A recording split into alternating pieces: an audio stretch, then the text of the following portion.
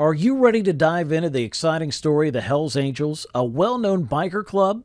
In a shocking turn of events, this once feared gang is now facing life terms in prison for breaking the law. Get ready for a story that will keep you on the edge of your seat about crime, betrayal, and the final price paid by people who once thought they couldn't be hurt. Get ready to go on a trip with the Hells Angels to prison, where their story will take a surprising turn that will make you question everything you thought you knew. In a shocking turn of events, Kadir P., the head of the Hells Angels group in Berlin, Germany, was found guilty of trying to get people to kill each other. Along with a few other gang members, he was given a life term for his part in a shocking murder that was done like an execution. This case is a scary reminder of how criminal biker gangs can be and what kind of damage they can do to society. After a long probe, a German court found Kadir P. guilty of trying to get people to kill each other. He got a life sentence, which shows how bad his deeds were and how much of a threat he was to society. Other people in the gang who were involved in the crime also got life terms, while one person who gave information that helped solve the case got a 12-year sentence. The murder in question was a cruel execution-style killing that happened in an illegal betting place. Kadir P. and his gang members did the horrible thing to get back at the victim for a fight they had with him before. The gang didn't feel bad when they killed the person they were after, which shocked the whole country. The conviction of Kadir P. and his partner sends a strong message to both motorcycle gangs and other criminal organizations. It shows that violent actions will not be tolerated by the justice system, and those who do them will face serious results. The case also shows how dangerous these kinds of organized crime groups can be, showing how important it is for law enforcement to stay on the lookout to protect the public.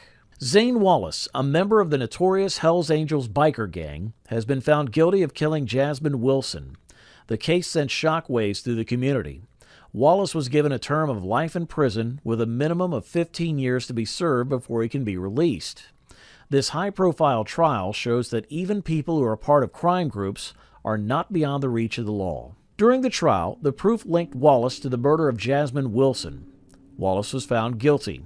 The court said that Wallace had tried to stop justice from happening and had done cruel things that led to Wilson's death. The jury's decision to give him a life term shows how bad his crimes were and how important it is for him to be held accountable.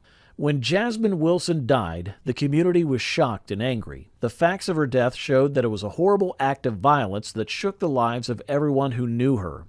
In connection with this horrible crime, Wallace, a member of the Hells Angels, was found guilty of obstructing justice and multiple counts of attack. Zane Wallace's conviction and sentence carry a conclusion to Jasmine Wilson's loved ones. However, it's essential that no term can at any point really compensate for the departure of a daily existence. The individuals who thought about Jasmine will continuously be impacted by this death, and it will take many, many years to mend. Wallace's conviction and life terms show that the equity framework doesn't joke around about considering individuals responsible for their activities, regardless of assuming that they are important for a crook bunch or not. The choice sends areas of strength to individuals in these sorts of groups that they will be rebuffed for their violations. Many people are scared when they hear the name Maurice Boucher. He used to be the leader of the Hells Angels in Quebec. Boucher's bad deeds, like being a part of an organized crime group and leading the infamous Quebec Biker War, have left a bad mark on his reputation. Even though Boucher was in prison for the rest of his life for ordering the deaths of 2 correctional officers, his impact was still felt even from behind prison walls. In 2002, Boucher's criminal actions got even worse. He was found guilty of trying to bring down the Quebec court system by ordering the deaths of 2 prison guards.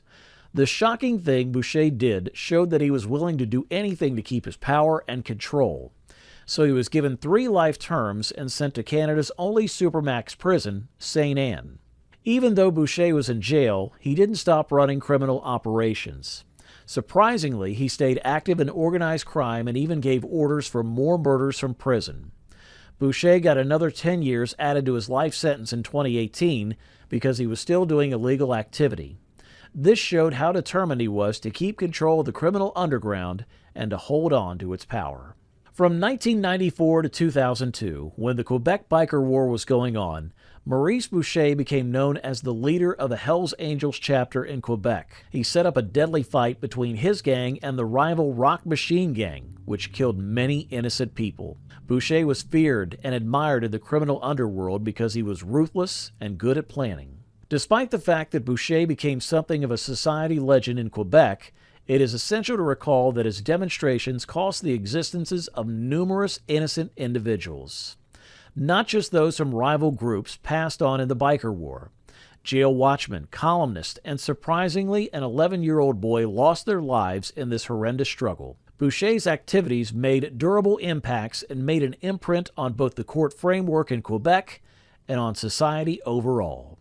The story of Maurice Boucher's life is a scary warning of the dangers of organized crime and the fact that criminals can keep doing their work even from behind bars.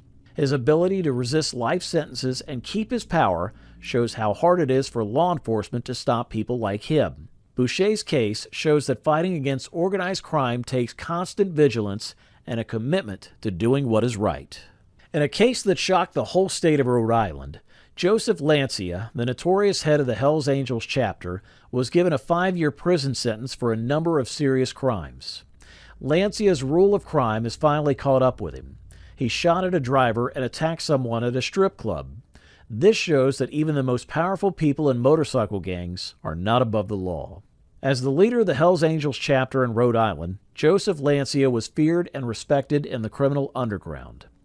The Hells Angels have long been linked to organized crime and bloodshed because of the illegal things they do, but Lancia ended up in jail because he did bad things as well. After a full examination, Lancia was accused of different crimes, incorporating attacks with a hazardous weapon, gun ownership without a license, and attacking with the arrangement to make oblivious. The state's principal legal officer discussed how risky Lancia was for Rhode Islanders, and how the Hells Angels were engaged with criminal operations in the state. In the end, Joseph Lancia was given a jail sentence of 5 years.